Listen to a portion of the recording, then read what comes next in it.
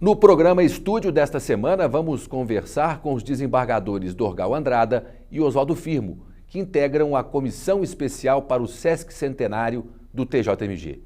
Tudo bem com os senhores? Tudo bem. Gostaria de começar perguntando para os senhores qual é o significado para Minas Gerais dos 150 anos de existência do TJMG. Começo pelo desembargador Dorgal, por favor. O significado para mim, além da criação, na verdade, a criação da segunda instância em Minas, porque já existiam algumas comarcas, já existiam juízes, porém os recursos, né, quem é da área jurídica sabe, os recursos iam para o Rio de Janeiro, que o tribunal, a segunda instância era o Rio de Janeiro. E instala-se em Ouro Preto, então dá uma autonomia, uma certa autonomia judicial para Minas Gerais, mas eu acho que é mais do que isso. Acho que aí, politicamente, se completa, se é que podemos dizer assim, os três poderes em Minas. Porque o Tribunal de Justiça aqui, ele passa a comandar os juízes aqui, passa a ter uma cúpula do tribunal aqui, que em Minas tinha o executivo, tinha o legislativo, mas a palavra final do judiciário era o Rio de Janeiro. Então, acho que politicamente se fez o Estado de Minas mesmo se completar. E, no termo judiciário, facilitou para a advocacia e facilitou para as partes. Desembargador Oswaldo, e o senhor, o que tem a dizer sobre esse significado para o Estado dos 150 anos de existência do TJMG? O primeiro significado é óbvio, são 150 anos. 150 anos não são 150 dias, né?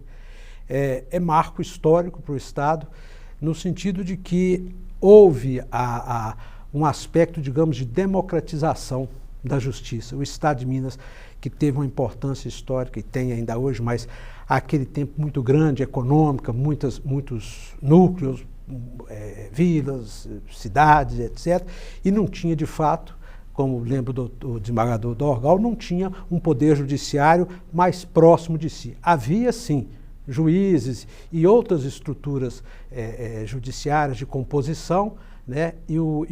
Mas não o poder, digamos, centralizado ou maior não estava tão próximo dos mineiros quanto em outras províncias, né? Nós aí tivemos submetidos à Bahia, ao Rio, antes até a Portugal mesmo, ao Porto ou a Lisboa, seja qual fosse o tribunal. Então, essa implantação aqui é marco histórico de desenvolvimento e que, se considerarmos dentro da história do Brasil mesmo, é até muito recente, né?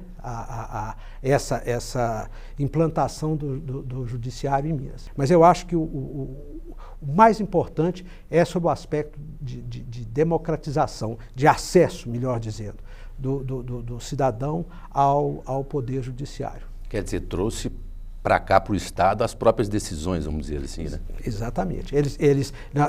Não havia... hoje nem tanto, porque hoje os meios de comunicação, tecnologia facilitam muito, mas pensasse que havia uma distância de fato do poder, do órgão de poder, com o povo. Há um tempo se pensava, bom, meu processo vai para Brasília para ser julgado, né, os tribunais superiores. É muito distante. Inclusive, há uma história lá do norte de Minas, que é muito mais próximo de Brasília, e um daqueles lavradores, pessoa muito simples, ele ficava ouvindo dizer que o processo resolve lá na comarca de Manga, depois vai para Belo Horizonte, depois vai para Brasília, e ele então dizia para o advogado dele, não, doutor, nós vamos levar direto a Brasília, que tinha um ônibus que passava do norte de Minas e ia direto a Brasília. Ele achava que, então, às vezes fica distante. E nesse aspecto não, ficava em Vila Rica, as pessoas estavam próximas. E aí, sobre outros aspectos, os próprios desembargadores iam participar da comunidade, né? Na administração da justiça é importante que haja essa proximidade do magistrado, da realidade local, né? Nós tivemos, por exemplo, o primeiro presidente do Tribunal Mineiro era do Rio Grande do Norte, né? Mas nós tínhamos desembargadores mineiros também. E essa relação com a cultura local, ela contribui também, é um aspecto importante na construção das decisões judiciais. Então, ter o tribunal aqui eu acho, e tenho uma visão de que é o povo se apropriando, né, da justiça, no sentido de que ela está próxima, há uma possibilidade de diálogo. O rei jamais viria para cá, o presidente também não. Mas o juiz estaria diante do povo, próximo ao povo. Aliás, é um sinal, né, que o judiciário talvez seja o mais democrático no aspecto do acesso. A escolha, a Constituição diz como se faz, não é pelo voto direto. Talvez seja por isso que nós não estamos tão deteriorados. Mas o exercício, o cidadão pode se avistar com qualquer membro do Poder Judiciário, em qualquer localidade onde houver a comarca. Desembargador Dorgal, não, tudo que o desembargador Oswaldo Firmo eu endosso e acho muito bonito essa visão dele mesmo. O judiciário tem uma capilaridade que os outros poderes não têm, né? Nós estamos, a nível estadual, a capilaridade do judiciário, a proximidade com a população, democratizando, realmente é um diferencial. E com a vinda do tribunal para cá, também a segunda instância, hoje em dia, desde que foi em Ouro Preto, passaram a conviver com a população mineira. Embargador Oswaldo Firmo, como o senhor vê a evolução da justiça ao longo dos anos? É uma evolução, mas eu acho que ela fica dentro ela é elemento de um quadro maior de evolução da própria humanidade, né?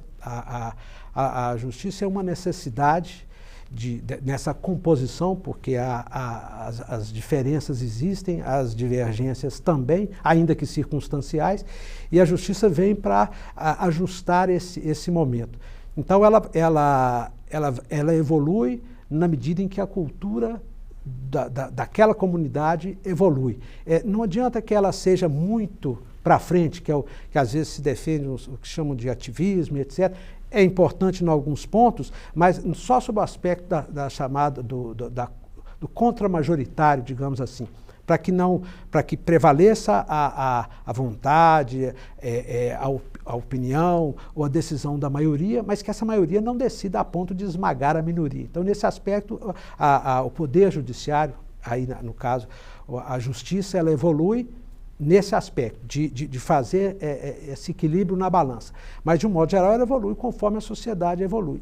E o senhor desembargador Dorgal, que o senhor... Não, eu concordo com o doutor Oswaldo, a evolução, né, do judiciário, nós somos seres humanos, os juízes, os desembargadores, os ministros, nós evoluímos com a cultura da sociedade. A cultura, às vezes, para os olhos de um, a cultura jurídica, a cultura educacional, ela evolui, aos olhos de outros, ela involui, né, ela anda para trás, sobe e desce, isso faz parte da história. Acho que materialmente, a evolução foi enorme, sobretudo nos últimos 20, 30 anos, com a tecnologia, com a televisão, com o telefone, com a informática, que, como diz o doutor Oswaldo, estamos inseridos num contexto de evolução, materialmente. Agora, quanto à doutrina, a evolução do direito, né, se o tribunal, o judiciário evolui ou não evolui, nós também estamos um pouco presos às leis, né? Muita gente que não é advogado não entende o que o juiz faz dentro dos limites da lei. Então, se nós estamos fazendo uma coisa que a pessoa gosta ou não gosta, ele tem que, para mudar, o local correto não é com a justiça, o local correto é mudar com o poder legislativo. O legislativo é que faz a lei, nós estamos aqui para interpretar as leis, aplicar as leis. Então, nesse aspecto, nós sempre ficamos um pouco presos à Constituição de 1937, a Constituição de 1946, agora a Constituição de 88.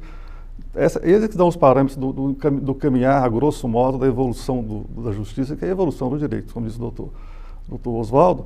Nós somos reflexos da cultura, né? E o judiciário, momentaneamente, está com essa visão grande, também é reflexo da tecnologia. Gostaria de perguntar o seguinte, hoje temos sejusques em todas as comarcas de Minas, né? São 298. É uma grande conquista para a justiça agilizar o atendimento?